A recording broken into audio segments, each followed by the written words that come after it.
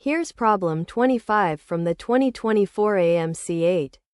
A small airplane has 4 rows of seats with 3 seats in each row. So 12 seats in all.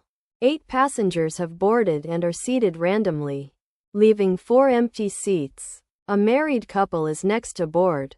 What is the probability that there will be 2 adjacent seats in the same row available for the couple?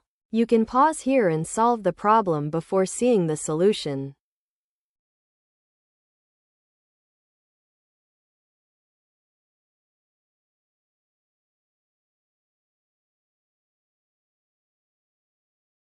Let's draw the plane. 4 rows. 3 seats in each row. The couple needs 2 empty seats side by side in the same row. Notice that in a row of 3 seats, only neighboring seats count as adjacent. In each row of 3 seats there are 2 adjacent pairs, the left and middle seats, and the middle and right seats. If either pair is empty, the couple can sit together in that row. First, how many ways can the 4 empty seats be chosen? We pick 4 of the 12 seats to be empty, and every choice is equally likely. That is 12 choose 4, which equals 495. It's easier to count the opposite. Arrangements where no 2 empty seats are side by side. Look at a single row. It can have 0 empty seats. In 1 way, it can have 1 empty seat.